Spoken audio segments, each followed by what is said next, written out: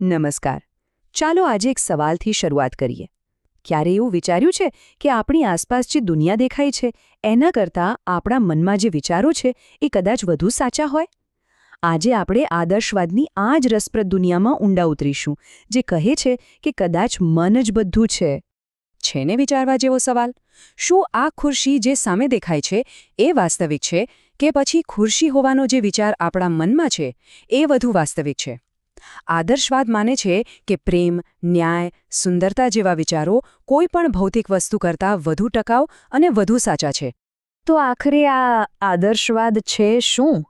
સાવ ટૂંકમાં કહીએ તો આ ફિલોસોફી માને છે કે દરેક વસ્તુની શરૂઆત મનથી થાય છે. આ જે ભૌતિક દુનિયા છે ને એ બીજું કંઈ નહીં પણ આપણા વિચારોનું જ એક પ્રતિબિંબ છે. મતલબ કે દુનિયાનું અસ્તિત્વ છે કારણ કે કોઈક મન એના વિશે વિચારી રહ્યું છે. ઓકે, તો સવાલ એ થાય કે જો મન જ બધું હોય તો પછી આ જે આપણે આજુબાજુ બધું જોઈએ છીએ, આ ભૌતિક દુનિયા, એનું શું? આદર્શવાદ એને કઈ રીતે જુએ છે? આદર્શવાદ અહીં એક બહુ જ રસપ્રદ તફાવત બતાવે છે.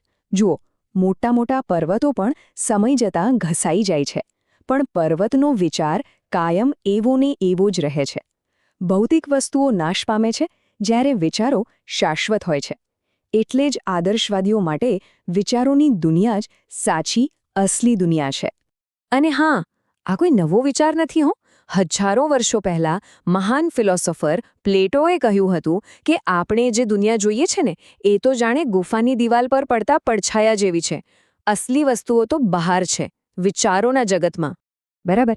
તો જો અસલી દુનિયા વિચારોની બનેલી હોય તો પછી સત્ય શું છે અને એને જાણી કેવી રીતે શકાય? જ્ઞાન ક્યાંથી મળે?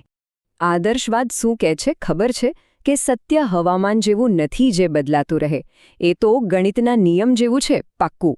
જેમ કે 2+2 હંમેશા 4 જ થાય. બસ એવી જ રીતે પ્રામાણિકતા સારી બાબત છે. એ સત્ય ક્યારેય બદલાવાનું નથી, ભલે ગમે તે પરિસ્થિતિ હોય. અને આ જ તો સૌથી મોટો સવાલ છે. જો સત્ય આપણી આ ભૌતિક દુનિયામાં નથી તો પછી એને શોધવા જવું ક્યાં? અને અહીં આદર્શવાદનો જવાબ આવે છે, તમારી ઇન્દ્રિયો પર નહીં, તમારા મન પર, તમારા તર્ક પર ભરોસો કરો. એક સિમ્પલ ઉદાહરણ લઈએ. પાણીના ગ્લાસમાં મૂકેલી ચમચી આપણને વાંકી દેખાય છે, બરાબર? પણ આપણું મન જાણે છે કે એ તો સીધી જ છે. બસ આ જ વાત છે. સાચું જ્ઞાન આંખ, કાનથી નહીં પણ મન અને વિચારથી મળે છે. ચાલો હવે આ બધા મોટા મોટા વિચારોને જરા પ્રેક્ટિકલ બનાવીએ. એને ક્લાસરૂમમાં લઈ જઈએ. શિક્ષણમાં આદર્શવાદનો મતલબ શું થાય? આદર્શવાદ મુજબ ભણતરનો અસલી હેતુ શું હોવો જોઈએ? શું ખાલી સારી નોકરી મેળવવી કે પછી એનાથી પણ કંઈક વધારે ઊંડું? એમનો દૃષ્ટિકોણ થોડો અલગ છે. આ ચાર્ટ બધું જ કહી દે છે. જુઓ, આદર્શવાદી શિક્ષણમાં ફોકસ શું બનવું એના પર નહીં પણ કેવા બનવું એના પર છે. મુખ્ય ગોલ શું છે? ચારિત્ર્ય નિર્માણ, પોતાની જાતને ઓળખવી એટલે કે આત્મસાક્ષાત્કાર, અને આધ્યાત્મિક વિકાસ. અહીં વાત સારો માણસ બનવાની છે, ખાલી સારો કર્મચારી બનવાની નહીં. તો આવો ક્લાસરૂમ કેવો દેખાય? ચાલો કલ્પના કરીએ. અહીં શિક્ષક ખાલી માહિતી આપનાર મશીન નથી, એક રોલ મોડલ છે, એક ગાઈડ છે. વિદ્યાર્થી ચૂપચાપ સાંભળતો નથી પણ સક્રિય રીતે ભાગ લે છે, સવાલ પૂછે છે, ચર્ચા કરે છે. અને શિસ્ત? એ બહારથી લાદવામાં નથી આવતી, એ અંદરથી આવે છે. આત્મશિસ્ત. અહીં શીખવાની પદ્ધતિ જ ચર્ચા અને વિચાર પર આધારિત છે. ઓકે, તો આટલી બધી ચર્ચા પછી આનો મુખ્ય સાર શું નીકળ્યો? ચલો ફટાફટ આદર્શવાદના આખા વિચારને એકસાથે જોડીને સમજીએ. આ 4 સ્ટેપ્સ આખી ફિલોસોફી સમજાવી દે છે. પહેલું, વાસ્તવિકતા મન અને આત્મા સાથે જોડાયેલી છે. એના કારણે બીજું, સત્ય અને મૂલ્યો પણ કાયમી છે.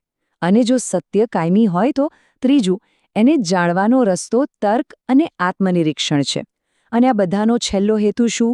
ચોથું, જીવનનો ગોલ છે આત્મસાક્ષાત્કાર અને આધ્યાત્મિક વિકાસ. જુઓ, બધું એકબીજા સાથે કેવી રીતે જોડાયેલું છે. એટલે ટૂંકમાં કહીએ તો આદર્શવાદ આપણને એ જ શીખવે છે કે આપણી આસપાસની ભૌતિક દુનિયા, પૈસા, વસ્તુઓ, આ બધા કરતાં આપણું મન, આપણો આત્મા અને આપણા મૂલ્યો અનેક ગણા વધારે મહત્વના છે.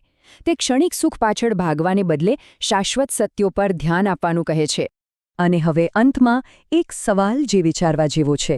જો આદર્શવાદની વાત સાચી હોય અને આપણા વિચારો જ આપણી વાસ્તવિકતા બનાવતા હોય તો આપણે બધા મળીને આપણા વિચારોથી કેવી દુનિયા બનાવી રહ્યા છીએ? આ પ્રશ્ન પર મનન કરવા જેવું છે.